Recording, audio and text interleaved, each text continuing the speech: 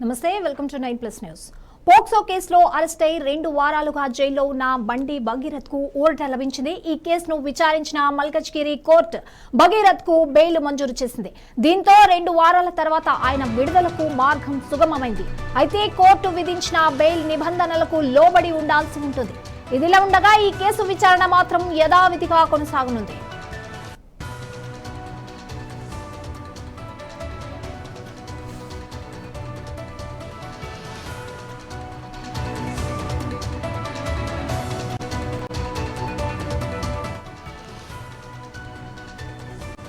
POCSO కేసులో arrest అయి 2 వారాలుగా జైల్లో ఉన్న బండి భగీరథ్ కు ఊరట లభించింది. ఈ కేసును విచారించిన మల్కజ్గిరి కోర్టు భగీరథ్ కు బెయిల్ మంజూరు చేసింది. దీంతో 2 వారాల తర్వాత ఆయన విడుదలకు మార్గం సుగమమైంది. అయితే కోర్టు విధించిన బెయిల్ నిబంధనలకు లోబడి ఉండాల్సి ఉంటుంది. ఇదిలా ఉండగా ఈ కేసు విచారణ మాత్రం యథావిధిగా కొనసాగనుంది.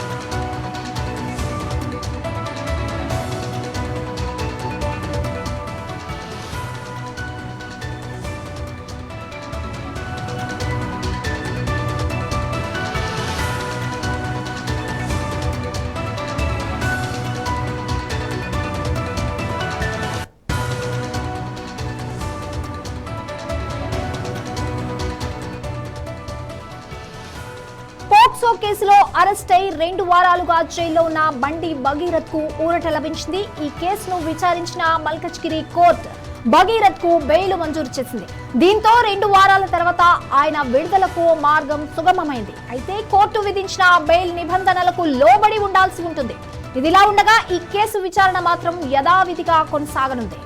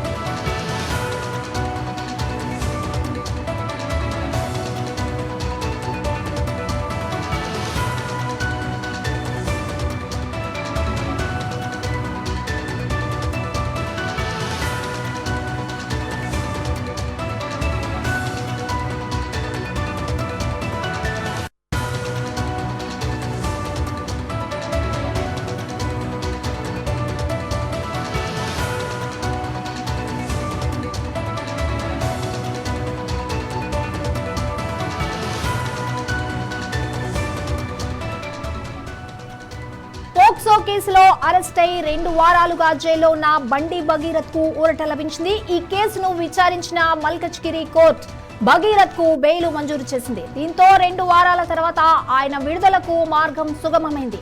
అయితే కోర్టు విధించిన బెయిల్ నిబంధనలకు లోబడి ఉండాల్సి ఉంటుంది. ఇదిలా ఉండగా ఈ కేసు విచారణ మాత్రం యథావిధిగా కొనసాగనుంది. బండి భగీరథ్ బెయిల్ కి సంబంధించి మరిన్ని అప్డేట్స్ మా ప్రతినిధి రాజ్ కుమార్ అందిస్తారు. రాజ్ కుమార్, బండి భగీరథ్ కు ఎటువంటి షరతులతో కూడిన బెయిల్ మంజూరు చేశారు? మీ దగ్గర ఉన్న అప్డేట్ ఏంటి? Good morning. పోక్సో కేసులో అరెస్ట్ అయి దాదాపు 2 వారాలుగా జైల్లో ఉన్న బండి భగీరథ్ కు కేంద్ర మంత్రి బండి సంజయ్ కుమార్ బండి భగీరథ్ కు ఎట్టకేలకు ఈ రోజు బెయిల్ దొరికింది. ఈ బెయిల్ గురించి వీళ్ళు 3 సార్లు ప్రయత్నం చేసినట్టుగా మనకు తెలిసింది. సో దీంతో ఎట్టకేలకు ఈసారి కొన్ని కండిషన్స్ లో కొన్ని నిబంధనలకు లోబడాల్సి ఉంటుంది. రెగ్యులర్ గా స్టేషన్కి వెళ్ళి అతను సైన్ పెట్టాల్సి ఉంటుంది. దీనికి సంబంధించిన నిబంధనలు కూడా కోర్టు జారీ చేసింది. సో ఈ నిబంధనల ప్రకారము బెయిల్ ఉంటుంది. అదే విధంగా రెగ్యులర్ గా ఈ కేసు విచారణ ఎప్పటిలాగానే విచారణ చేయాల్సి ఉంటుంది. విచారణ జరుగుతుంది. ఒకవైపు విచారణ జరుగుతుంటుంది, మరొక వైపు బెయిల్ పొందిన ఎవరైతే నిందితుడు ఉన్నాడో ఆరోపణ నిందితుడు ఇతను కూడా ఆ నిబంధనల ప్రకారము స్టేషన్కి వెళ్ళి రెగ్యులర్ గా పోలీసులకు సంతకాలు పెట్టి చేయాల్సి ఉంటుంది. సో ఒక కండిషన్స్ బెయిల్ అయితే మంజూరు చేసింది. ఎలాంటి కేసులు, ఎలాంటి సాక్ష్యాలు తారుమారు చేయకుండా, తర్వాత కోర్టు అనుమతి లేకుండా బయటికి వెళ్ళకూడదు. అంటే నిర్దిష్ట పరిధి ఎక్కడైతే ఉన్నాడో అక్కడే ఉండాలి. కేసుకు సంబంధించిన సాక్ష్యాలు తారుమారు చేయకూడదు. పోలీసులకు సహకరించాల్సి అని కోర్టు డైరెక్షన్ ఇవ్వడం జరిగింది. Thank you Raj Kumar.